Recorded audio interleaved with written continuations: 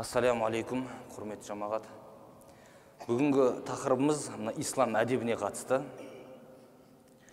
Күнделікті жасап жүрген Алла тағаланың берген нығметі. Біз білеміз, пайғамбарымыз саллаллаху алейхи вассалам өзінің хадис шарифінде: сендерден біреулерің тамақ жейтін болса, немесе су ішетін болса, оң қолымен жесін және оң қолымен суын ішсін. Өйткені шайтан сол қолымен ішеді және сол қолымен жейді дейді. Осы қарапайым нәрсе, бұл күнделікті мұсылман адамның ісінде қолданып жүрген, күнделікті тамақ ішіп жүрген нәрсесі. Осы ісінде мұндай майда деп қарамай, кішігірім нәрсе деп қарамастан іске асыру керек. Пайғамбарымыз саллаллаху алейхи вассалам заманында да сондай бір кісі болған. Пайғамбарымыз саллаллаху алейхи вассалам оған айтады: оң қолмен іш, оң қолмен же деген уақытында, ол мен шамам келмейді, оны істей алмаймын дейді. Сонда сен істей аласың, тек қана тәкаппарлығың жібермей тұр дейді. Сонда ол кейіннен шынымен қолын аузына дейін көтере алмай қалды деп айтады. Осы жерде көретініміз Хазірет Омардың да солақай болғандығы айтылады кітаптарда. Демек не екен? Ол мен солақаймын деп сол қолымен ішіп жеген жоқ қой. Сүннетке сай болсын деп оң қолымен ішті, оң қолымен жеді. Бұл қарапайым нәрселерді өзімізде орындау керек болған, үйде бала шағаға да үйрету керек болған істерден. Егер біз осындай майда шүйден нәрсенің өзін, кішігірім нәрсенің өзін орындай алмайтын болсақ, үлкені қайдан?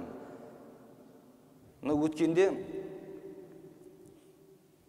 интернетте көрсетіп жатыр. Мына ИГИЛдің үлкен басшыларының бірі өлтірілген екен, сонда қолында алтын сақинасы бар екен жаңағы. Соны мұсылман емес, кәпір адамның өзі айтып жатыр, мынау мұсылман емес деп пәтуа шығарған бірден. Неге? Өйткені мұсылмандар алтын тақпайды деген. Мұсылмандардың жеке принциптерінің бар екендігін мұсылман емес елдердің өзі біледі. Оң қолмен ішіп жеу керек екен дініміз бойынша, ол өзге дін өкілдері де біледі. Мұсылмандар бұдан ауытқымайды ешқашан. Ал қазір біз сол жаңағы оң қолмен кесіп, сол қолмен жеуді мәдениет қылып, осыған өтіп жатыр қаншама мұсылман адамдарымыз.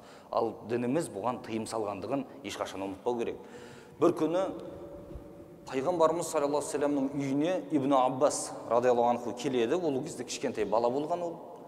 Келіп, дастарханның әр жерден шұқылай бастаған уақытында Пайғамбарымыз саллаллаху алейхи вассалам айтады оған: «Я ғулам, саммиллаха ва кул бияминик». Ей балақай, Алланың атын айт дейді. Бірінші бисмилля деп айтты, оң қолыңмен же, ва кул мимма ялик, және өзіңнің алдыңнан же деп айтқан. Кішкентай балаға оны үйреткендігін көреміз. Алланың берген нығметтеріне қарсы тек қана бізге шүкір ету ғана әмір етілген. Басқа еш нәрсе талап етілмейді Алла тағала тарапынан. Іштіңіз, жедіңіз, артынан шүкір айтуыңыз. Басын бисмиллямен бастап, соңын шүкір етумен бітіруіңіз. Алла тағала Нұх пайғамбар туралы Құран Кәрімде айтқан кезде: «Иннаху кана абдан шакура» деген.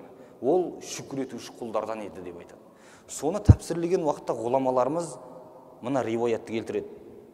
Нұх пайғамбар тамақ жейтін болса, немесе бір су ішетін болса, міндетті түрде «Әлхамдулиллахиллази ат'амани валау ша'a ла ажa'ани» деп айтатын дейді. Аллаға шүкір, Алла мені тамақтандырды, егер ол қаласа, мен аш қалдыратын еді деп. Шүкір етуінің өзін, сол ауызбен айтқан сөзін Алла тағала бұл шүкір етуші құлдардан еді деп Құранда мақтағандығын айтады. Соның үшін бұл қарапайым істерден деп мән бермей қоймастан өзімізде жасау керек, кішкентайларымызға да үйрету керек, негізгі дініміздің принциптері болғандығы үшін. Алла тағала баршамыздың ниетімізді қабыл етсін.